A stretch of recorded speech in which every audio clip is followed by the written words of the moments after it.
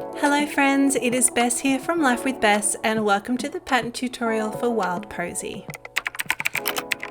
Now this design is a ribbon embroidery design, so we're going to be using some different supplies than you might have used normally. Everything that you need is outlined in the PDF pattern that is a part of the advent calendar for 2022, but we have some different widths and lengths of some beautiful silk embroidery ribbon and some DMC thread.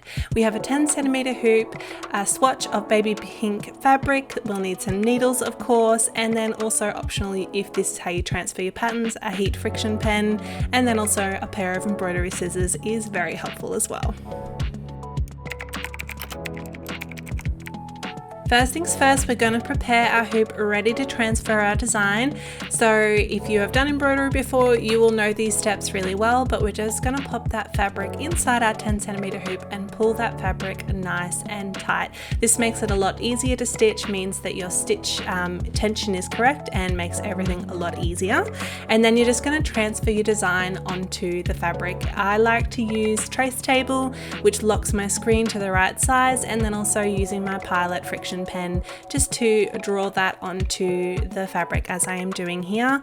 And then this is what it's going to look like. It looks a little bit different to what you're probably used to with normal embroidery. There isn't as much detail. This is because the ribbon covers a multitude of sin and you only really need a guideline for your outline. You don't need a lot of detail.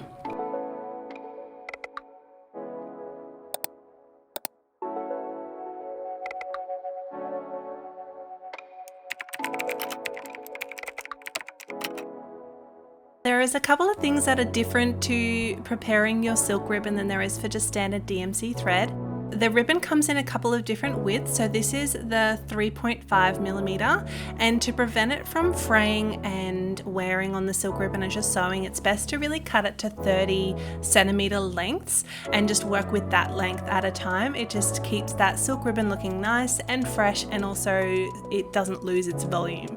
So to thread your needle, you're just going to thread it as normal, but then we're going to do this extra little step of just threading that needle back through that end to just secure it, because the silk ribbon is very soft, it's very slippery, and we want to make sure that it doesn't accidentally slip off the needle. And then you're just going to knot the other end of your silk ribbon as you would normally, but sometimes that knot can kind of slip out, so I just like to secure it with an extra little tacking stitch just to make sure that it doesn't go anywhere. So that is how you thread and prepare your silk ribbon for sewing.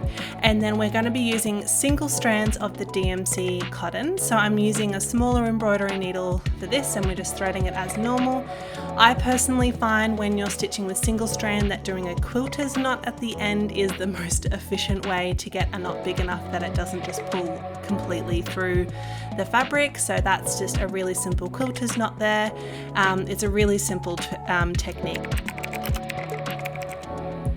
So the first part that we're going to stitch is the stems, which is the foundation of the piece. So we're going to start by doing a twisted straight stitch. So we know straight stitch from embroidery, this is pretty much the same, but we've just got this added step of actually twisting the ribbon nice and tight to create that straight stitch. So you might need to fiddle a little bit with it. I find with ribbon embroidery, it's a lot more fiddling and readjusting than it would be with normal embroidery. So once you've got that ribbon twisted tight and the way that you want it to be, then you're just going to do a straight stitch. Now you can see that it doesn't quite fit the curve of the stem that we want to do, so I'm just going to use that single strand of DMC thread which matches the silk ribbon, and I'm just going to catch it into place with just a couple of stitches. I think I only used 2 or 3 stitches, that's all I need to do, just to kind of position that straight stitch, that twisted straight stitch, into the angle that I want it to be. And then you're just going to move your ribbon to the next place that you want your stem to start. I find it's best to kind of try and avoid big leaps with the ribbon. We don't want to waste the silk ribbon that we've got, so you just kind of go from the top of one to the top of another to then to the bottom and then the bottom, if that makes sense. So we're doing another twisted straight stitch here, and we're just going to couch it into place using that single strand. And it's a lot easier to have 2 needles going at the same time. So I have that smaller embroidery needle for the stranded cotton, and then I have that bigger tapestry needle for the needle for the silk ribbon, sorry. So that means I can have both needles threaded and ready to go at once. It makes it a lot easier rather than having having to thread and swap over your needles, which is really hard to do because we've secured that ribbon at the end of that tapestry needle. So I'm just making my way through this design, adding all of these stems, just twisting as I go. You want to do all of the stems at once and kind of cross them over at the end so they do feel like a bouquet of flowers.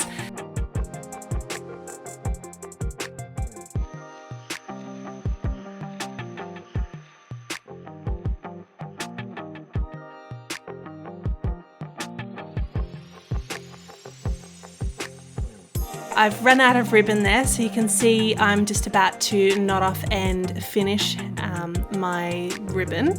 And so I'm just going to secure it with a couple of stitches all on itself. You want to make sure that it is nice and secure on the back of your piece, but you also don't want to pull too tight with ribbon embroidery. The main thing that I love about ribbon embroidery is the volume that it gives, and if you pull it super tight through the fabric, you lose that volume. So I've added a lot of my main stems there, so I'm just going to show you how I did these shorter stems for the pink flowers that we're going to add in later. I'm just still doing those twisted straight stitches, but because they're a lot shorter, I'm not needing to catch them into place with the stranded cotton.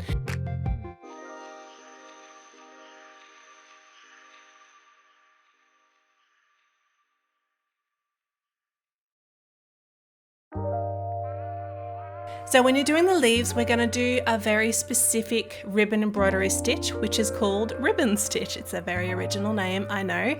So we're going to position that ribbon nice and flat, and then we're going to bring the needle through the ribbon and pull it through, and see how it creates that really nice point tip. So there's a couple of tips when you're doing this. It's really good to get into the habit of placing the ribbon like with the needle. Can you see how I use the needle behind the ribbon there to get it into the place that I want to get that ribbon nice and flat? And then I make sure that I don't pull my needle through too tightly, otherwise it'll just turn into a straight stitch. So there are a couple of things that can go wrong. It's mainly if you pull it too tight, it'll just lose that leaf shape. So the leaves are done. It's super simple. Moving on to the pink flowers. Now this is using a wider width of ribbon. This is a 7mm ribbon, and we're going to do just a straight stitch, but you can see how I'm kind of manipulating the ribbon to get it nice and flat underneath on that flat side so it curves in. And then I'm just going to pop my needle underneath that loop of the ribbon to make sure that it keeps its shape. Like I said, there's a lot of manipulating your ribbon, making sure you're getting it flat, making sure it's opening the way that you would like it to with ribbon embroidery. But overall, even with all that fiddling, it is a lot quicker than standard embroidery. So you can see here I'm just having to kind of open up that ribbon a little bit because it gets compressed as you are pulling it through the fabric. So I'm just going to keep adding these loops along the stem of the pink flowers, and I'm just using my needle underneath just to kind of help keep that shape and that size.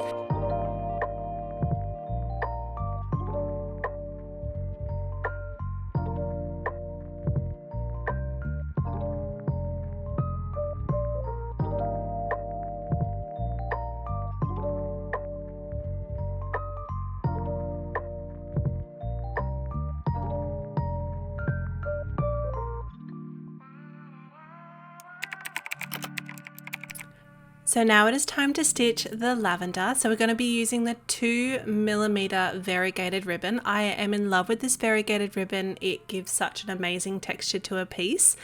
So we're going to be using the same stitch as we did for the pink flowers. We're going to be using straight stitch, the same technique, having our needle underneath, trying to keep that volume, trying to keep that shape to the ribbon as we're stitching. But because we're doing the 2mm, see how it has a totally different effect. The 7mm is a lot more bunched, it has a lot more of a rippled texture, unlike with the 2mm it's a bit more of a simple straightforward stitch. So when we're doing the lavender, you can see that I'm doing about 2 to 3 on each of the little sections that I marked out in the pattern. I didn't mark out each of the little buds because it is really according to your piece that you're doing and also where the variegated ribbon is up to. So you can see here I'm getting a lot of the really light purple, almost white ribbon ribbon, and I want to make sure that there's some purple in there, otherwise it's really not lavender. So you can see I kind of skip and go up a little bit and try and go through and use the white or very light purple part of the ribbon that I have, and then I will come back down when I have the darker purple in ready to use, so that I kind of had that variegated effect actually in the flowers as well. So it's a really simple technique. Lavender is one of my favorite ribbon flowers to stitch because it is so simple and yet it is super effective, and it's also super quick. So you can see I've done all of these little sections here. I'm just going in and adding a lighter purple just to the middle of that little lavender flower there, and the lavender is done.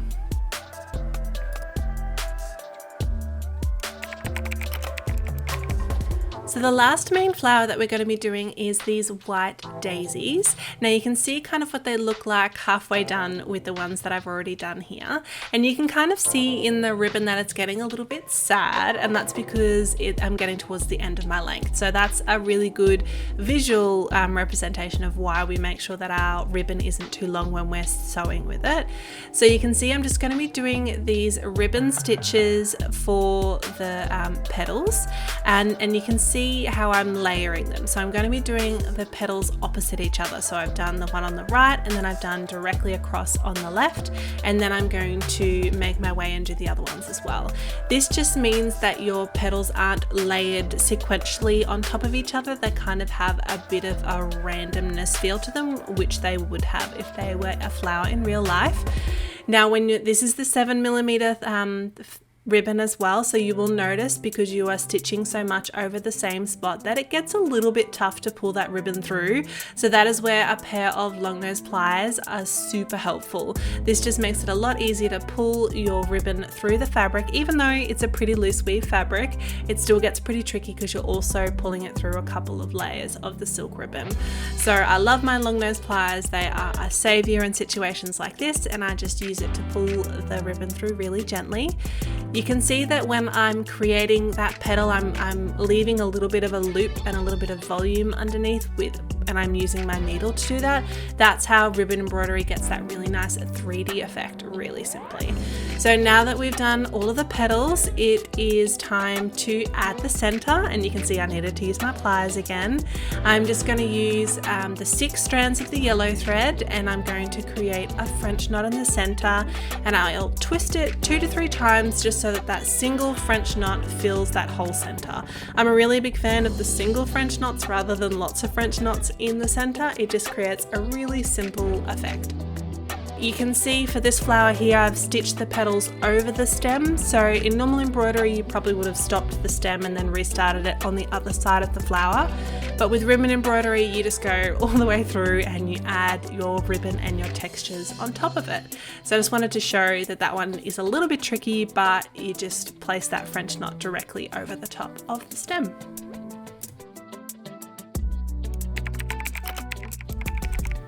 The finishing touch that we're going to do to make this wild posy truly feel like a cute little bouquet of flowers is add a bow on the bottom of the bunch. So I'm just going to thread my needle through from the front to the back and then back to the front. So I've kind of got both ends on the front, and then I'm just going to tie a little bow. I found it easier because the thread was starting to kind of pull apart to kind of re-twist it back together so I can make it nice and neat. And you're just going to make a bow, just tie a bow like you would normally. There are different ways to tie a bow that you can make it so that the 2 loops are sitting at the top. And then the last thing that we're just going to do is just tweak it, make sure that the lengths are even, and then we're just going to trim those ends off so they're nice and even.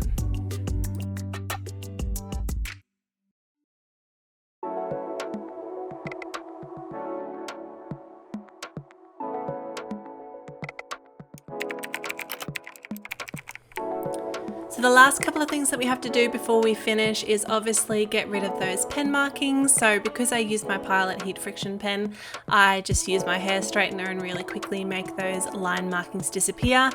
I wouldn't recommend using a water soluble pen or anything like that for ribbon embroidery. It loses its sheen and its volume after it's been washed. Then I'm just going to pop a second layer of fabric behind just so that pink fabric is quite opaque, just to make it a bit more secure.